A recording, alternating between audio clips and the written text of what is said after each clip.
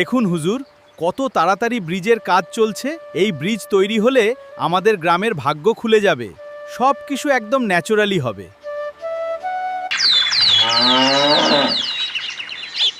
এই যে তোমাকে বাজার থেকে যা যা আনতে বলেছি সব মনে আছে তো? মনে থাকবে কি থাকবে না জানি না, তাই আমি কাগজে একটা ফর্দ বানিয়ে নিয়েছি। গোপাল দাদা, পুটির মায়ের দাঁতের যন্ত্রণাটা আরো বেড়েছে। কাল সারা রাত যন্ত্রণায় ছটফট করেছে। আমাদের বৈদ্যমশাই দাঁতের শল্য চিকিৎসা শিখতেই বাইরে গেছেন, আজকের মধ্যেই আশা করি চলে আসবেন। কিন্তু ও যে আর পারছে না। শোনো, তুমি একটা তুলোর মধ্যে লবঙ্গ তেল দিয়ে পুটির মায়ের যে দাঁতে ব্যথা হচ্ছে তার গোড়ায় রাখো। বৈদ্যমশাই এলে আমি তোমাদের বাড়িতে যেতে বলছি। আচ্ছা গোপাল দাদা। যাই, বাজার থেকে চটপট ঘুরে আসি, এরপর আবার রাজসভায় যেতে হবে।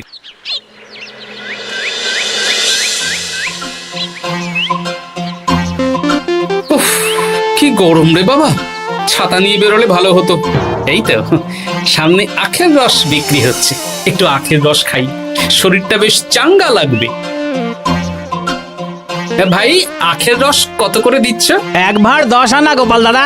দাও দেখি 1 ভাঁড়। আরে, এই যন্ত্রটা কিন্তু দারুণ। ওই আমাদের রাজ্যের বিজ্ঞানী মশাইয়ের অবদান।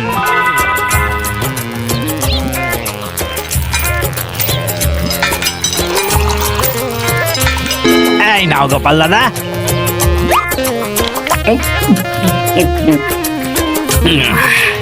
আহ, শান্তি।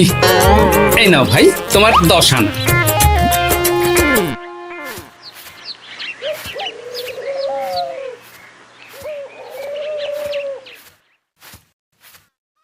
কি রাজবৈদ্য, এই ফিরছ নাকি? হ্যাঁ, এতদিন আমি দাঁতের চিকিৎসার ব্যাপারে তেমন কিছুই জানতাম না। এবার সব শিখে এসেছি। ভালোই করেছো, তুমি একেবারে প্রথম রোগীকে দেখে তারপর রাজসভায় এসো। প্রথম রোগী? পুটির মা গো, কালকে সারা রাত যন্ত্রণায় ঘুমোতে পারেনি। আরে আর বলো না, কদিন আগেই পুঁটির মাকে নিয়ে পুঁটির বাবা আমাদের বাড়িতে এসেছিল। দেখলাম ওই বাড়ির দাঁতে বিস্তর সমস্যা। সেই জন্যে দাঁতের শল্য চিকিৎসা শিখতে চলে গেলে? ঠিক তাই, আমি ব্যথা কমার পথ্য দিয়ে এসেছিলাম। দেখি এবার দাঁতটা তুলেই দিতে হবে। তাহলে তুমিও পুটিদের বাড়িতে যাও, আমি বাড়িতে থলে রেখে আসছি। আজ না হয় দুজনে একটু দেরি করেই রাজসভায় যাব। বেশ বেশ।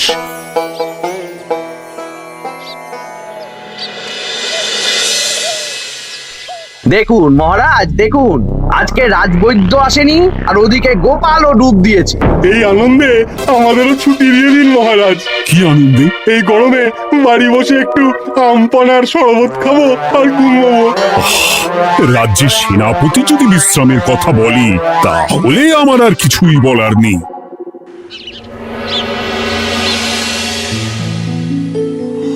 এই তো দাঁতটা পুরো পোকায় খেয়ে নিয়েছিল। এখন দুদিন কোনো কথা বলা যাবে না, শুধু জল বা তরল জাতীয় খাবার খাবে।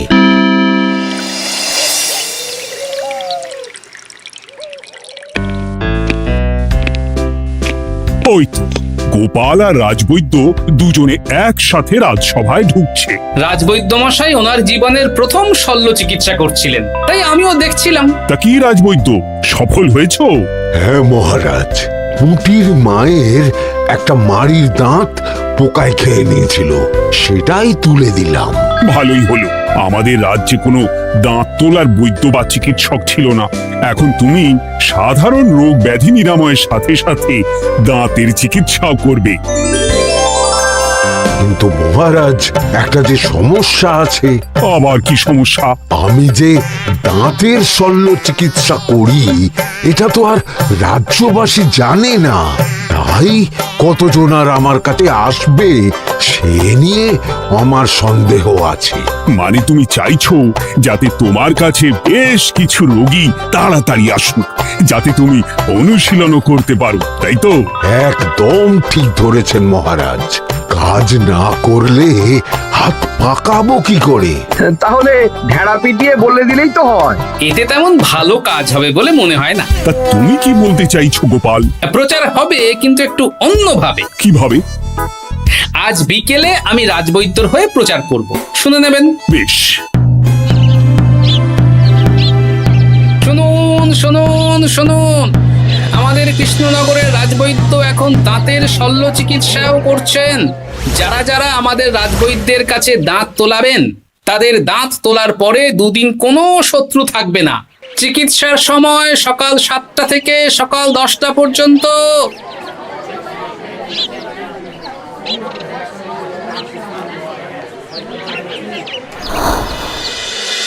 এসব তুমি কি উল্টো পাল্টা কথা বলছো গোপাল? উল্টো পাল্টা না, আপনি দেখুন না আপনার বাড়িতে লোকজন আসে কিনা। আর কেউ যদি জিজ্ঞাসা করে যে এই রকম প্রচারের কারণটা কি, তাহলে বলবেন রাজসভায় আমার সাথে কথা বলতে আমি বুঝিয়ে দেব।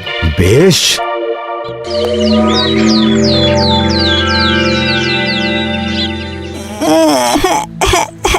তোকে বারবার বলি এত মিষ্টি গুড় কাঠি খাস না। কি করবো বাবা, কি ব্যথা।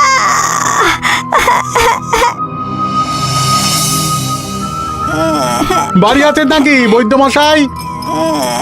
হ্যাঁ, আছি আছি। এই আমার ছেলেটার না দাঁতে খুব ব্যথা দুদিন ধরে। দেখছি। তা আপনাকে তো এই রাজ্যে আগে দেখিনি। আমি পাশের রাজ্য থেকে আসছি। শুনলাম আপনার কাছে দাঁতের শল্য চিকিৎসা করালে আগামী দুদিন কোনো শত্রু থাকবে না। ঠিকই শুনেছেন। বেশ, তাহলে বলুন কেন থাকবে না?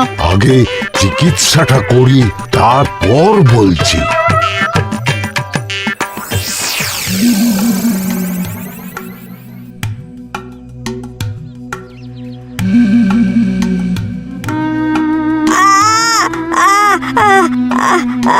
আর চিন্তা নেই, এখন দুদিন কোনো কথা বলা যাবে না। এবার তো বলুন আমার ছেলের আগামী দুদিন কোনো শত্রু থাকবে না কেন? আজকে রাজসভায় চলে আসুন, ওখানে গোপাল এই প্রশ্নের উত্তরটা দিয়ে দেবেন। তা বৈদ্য, তোমার কাছে আজকে কেউ এসেছে? সকাল সকাল দাঁত তুলে এলাম মহারাজ। বাবা, একদিনের প্রচারই এই ব্যাপার? মহারাজ, মহারাজ, বাইরে কয়েকজন অপেক্ষা করছে, তারা গোপাল দাদার থেকে কিছু জানতে চায়। তাদের ভিতরে আসতে বলো।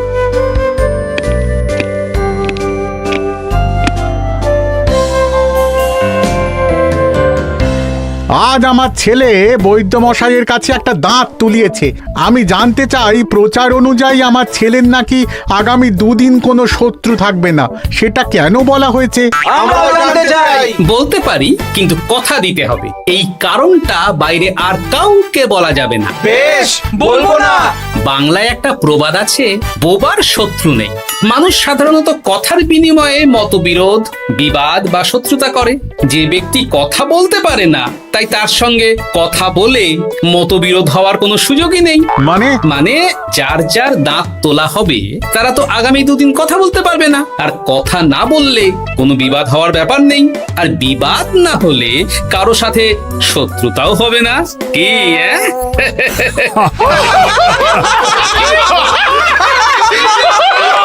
এই জন্যই তুমি হাসির রাজা গোপাল ভাঁড়। কে তোমার কথা শুনতে যাবে? একদিন না হয় প্রচারের চমকে এলো, এরপর কিভাবে আসবে শুনি? এরপর রাজবৈদ্যের সুনামেই লোকজন ছুটে ছুটে আসবে। বাহ বাহ বাহ, তোমার কত জ্ঞান! মহারাজ, এই কথা শুনে আমার মাথাতেও একটা বুদ্ধি এলো। অল্প পুঁজিতে শুধু প্রচারের জোরে এত রোজগার করব না, গোপাল হাঁ করে দেখবে। নিশ্চয়ই কোনো লোক ঠকানোর কথা ভাবছেন। মোটেই না। আচ্ছা, আগামী 3 দিন ব্যাপী মেলা হবে, সেখানেই তোমরা দুজনে তাহলে ব্যবসা করো। বেশ, করব। যে সবচেয়ে বেশি রোজগার করবে তাকে আমি 50 মোহর পুরস্কার দেব। রাজি। মেলার শেষে আমার প্রশংসায় পঞ্চমুখ হবেন সবাই, দেখে নেবেন।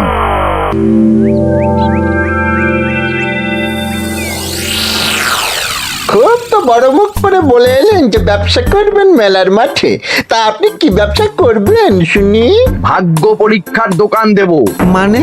মানে আমি বিভিন্ন মেলায় দেখেছি যে একটা দোকানে নিচের দিকে হেলানো অবস্থায় একটা পাতলা কাঠের পাটাতন থাকে। সেই পাটাতনের উপরে 1 থেকে 6 অবধি সংখ্যা লেখা থাকে, তাই তো?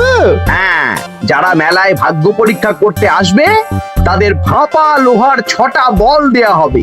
যদি ওই 6টা বলই 6 নম্বর লেখা খোপের মধ্যে ঢোকাতে পারে তাহলে প্রথম পুরস্কার পাবে। আমিও ওটারই দোকান দেব, কিন্তু শুধুমাত্র একটাই পুরস্কার থাকবে। 6টা বল 6 নম্বর খোপের মধ্যে ফেলে কেউ যদি 36 করতে পারে তাহলে সে পাবে 100 মোহর উপহার। আরে খেলার জন্য কত মোহর লাগবে? 1 মোহর। আপনি কিন্তু জেনে বুঝে বিপদ ডেকে আনছেন।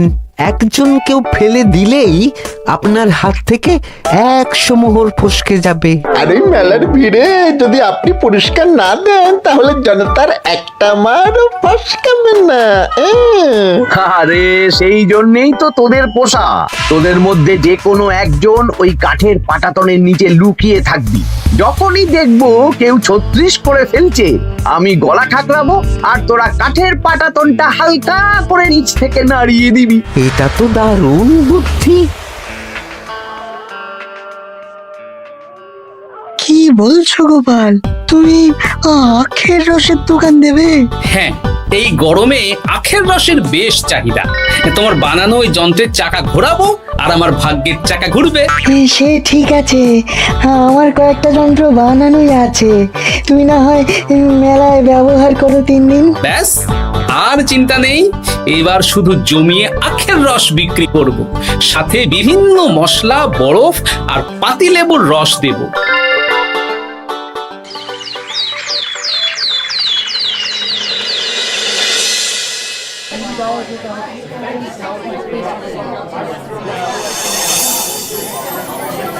এই দোকানের পানীয় খেয়ে মন হবে বশ। গোপাল ভাঁড় নিয়ে এসেছে ঠান্ডা আখের রস। আরে গোপাল দাদা, তুমি আখের রস বিক্রি করছো? ঠান্ডা আখের রস। কত করে গো গোপাল দাদা?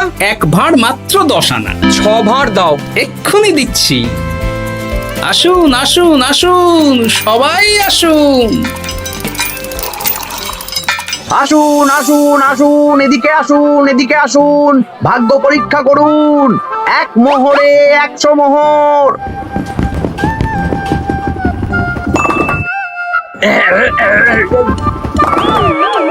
ভাগ্য পরীক্ষা করুন। মন্ত্রী মশাই বলেন কি 1 মোহরে 100?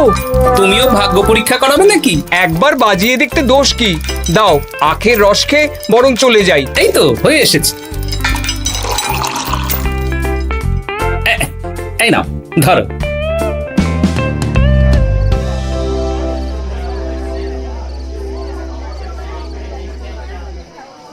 কি মন্ত্রী, ব্যবসা কেমন চলছে? ভালোই। আপনি একবার ভাগ্য পরীক্ষা করে দেখবেন নাকি মহারাজ? না না না, আমি এসবে নেই। জানি আপনার কাছে 100 মোহর নস্যি, তবুও 1 মোহরের বিনিময়ে চেষ্টা করে দেখুন না। আচ্ছা, এত করে বলছো যখন, দেখি। 1 মোহরে 6টা বল। বাবা বাবা বাবা, দেখুন মহারাজ চেষ্টা করে।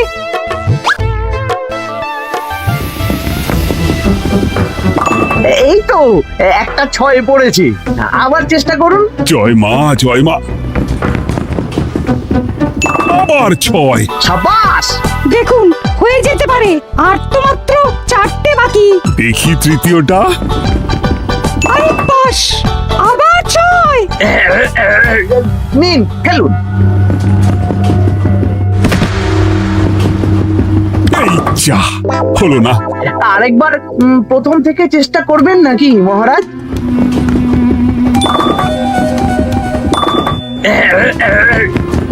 না, এবারেও হলো না। 2 মোহর জলে। অন্য সব জায়গায় বাকি সংখ্যাতেও পুরস্কার থাকে, আপনার এখানে নেই কেন? আমার এখানে ধামাকা পুরস্কার, তাই বাকি আর কিছু রাখিনি। 36 করতে পারলেই 100 মোহর। এই নাও মন্ত্রী, 2 মোহর।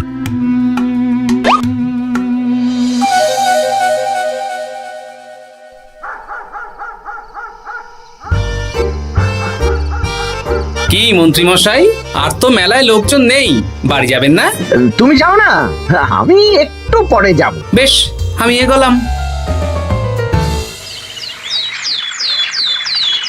গোপাল আর মন্ত্রী, তোমাদের কার কেমন রোজগার হয়েছে একদিনে? মহারাজ, কালকে আমার 7 মোহর 20 আনা রোজগার হয়েছে। আমার 70 মোহর, কিন্তু খরচ কিছুই হয়নি, কারণ কেউ 36 করতে পারেনি মহারাজ। বাহ বাহ বাহ! আমি তো বলেছিলাম আমি যখন ব্যবসা করব, গোপাল আমার ধারে কাছে দাঁড়াতে পারবে না। বেশ, এখনো তো আজ আর কাল 2 দিন মেলার বাকি আছে। দুদিনেও আমার 2 কানা করিও খরচ হবে না, শুধুই রোজগার। গোপাল যতই প্রচার করুক আর যতই ভালো আখের রস বানাক না কেন, আমার ব্যবসাকে টপকাতে পারবে না। ঠিক আছে, আজকে আমি একবার ভাগ্য পরীক্ষা করে দেখবো। আমার দোকানে সুস্বাগতম।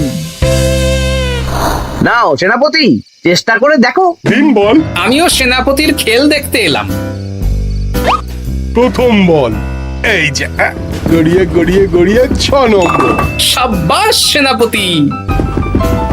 আবার 6, তৃতীয়, চতুর্থ, পঞ্চম, আরেকটা খেলতে হবে। নাও সেনাপতি। ষষ্ঠ বল, এই যা, হলো না। এটা কি হলো? আবার চেষ্টা করো তো সেনাপতি। হ্যাঁ, 3টে হয়ে গেছে, এবার 4 নম্বর। এই যা, 4 নম্বরে চলে গেল। চাই ব্যাপারটা কি? মন্ত্রী মশাই গলা খুসখুস করার পরের বলটাই পরপর 2 বার অন্য ঘরে পড়ল। নিশ্চয়ই কোনো রহস্য আছে। না, আজকে রাতে ব্যাপারটা দেখতে হবে। চলুন মন্ত্রী মশাই, পুরো মাঠ ফাঁকা, একা একা মশা মারবে নাকি? আমি পরে যাব, তুমি যাও তো। বেশ। ব্যাপারটা কি? আমাকে তো নজর রাখতে হচ্ছে। না, একটা গাছের পিছনে লুকিয়ে পড়ি, মন্ত্রী মশাই গেলে ওনার পিছু নেব। দেখুন মন্ত্রীমশাই, পরপর 2 দিন আমি পাটাতনের নিচে ছিলাম। আগামীকাল ঘরটাকে থাকতে বলুন। বেশ, তাই হবে। আর অত জোরে গলা খাঁকড়াবেন না, কেউ যদি সন্দেহ করে ব্যাপারটা বুঝে যায় মুশকিল হয়ে যাবে। আরে কেউ বুঝবে না, অনেক রাত হলো, চল চল চল চল চল। আচ্ছা, এই ব্যাপার। তাই ভাবি 2 দিন ধরে একটাও কেউ পারলো না কেন? কাল আমিও মজা দেখাবো।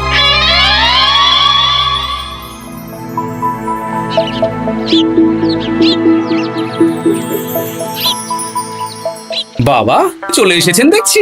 এত চাহিদা না আমার এই ভাগ্য পরীক্ষার, তাই আগে আগে চলে এসেছি। মন্ত্রীমশাই, আপনাকে মহারাজ এক্ষুনি ডাকছেন। এখন কেন? সে তো জানি না, চলুন।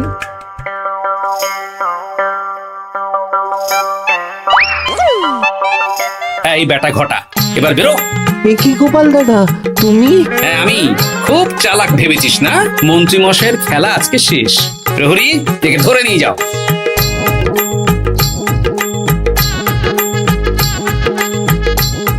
বিজ্ঞানী, তুমি তোমার চুম্বক নিয়ে এসেছো তো? হ্যাঁ। এবার 6 নম্বরের নিচে একটা টান টান করে সমান রেখা টানতে হবে, আগা থেকে গোড়া অবধি।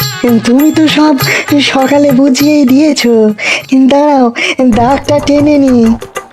একদম 6 নম্বর খোপ অবধি যাচ্ছে, সেই অনুযায়ী টান টান করে দাগ টানো। টানছি, তুমি বাইরে নজর রাখো। নজর রাখছি। কাজ হয়ে গেছে, তুমি একবার অনুশীলন করে দেখে নাও। হ্যাঁ দেখছি। শুরু করো। শুরু করছি। একদম পাক্কা আছে।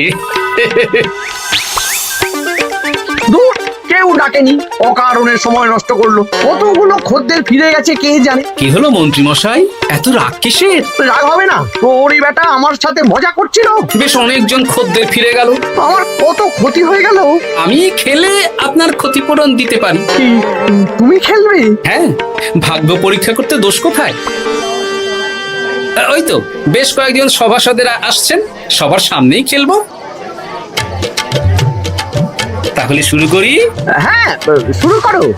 এই বল যা, 6 নম্বরে যা। আরে বাস, গোপালের ফেলাপল তো গড়ালো না, সোজা 6 নম্বরে চলে গেল। এই দেখুন, আবার যাবে। বলকে আমি বলবো, বল কথা শুনবে। এই বল, যা তো 6 নম্বরে যা। আবার ছয়, আবার 6। আবার ছয়। এ কি, এটা কি হচ্ছে? যা বল, এটাও 6 নম্বরে যা। আবার 6, 100 মোহর। হ্যাঁ, এটা কি করে হলো? দিন মন্ত্রী মশাই, 100 মোহর দিন। ইয়ে না, মানে মন্ত্রী, দাও বলছি। আমি আবার খেলবো। 6, আবার ছয়। আবার 100 মোহর। আর নেই। এই ঘটা, আর কি করছিসটা কি? ঘটা নেই মন্ত্রীমশাই, আমি আছি। আর আছে আমার চুম্বক। মানে মানে তোমার কারসাজি ধরা পড়ে গেছে মন্ত্রী। গোপাল আমাদের সব বলেছে। আপনি যেমন ছলনা করে ভাগ্য পরীক্ষার ব্যবসা করছিলেন, তেমনি গোপালও ছলনা করে আপনার ব্যবসা উল্টে দিল। তাহলে শেষমেশ কে জিতলো? হাসির রাজা, জ্ঞানীর রাজা, রসিক রাজা গোপাল ভাঁড়।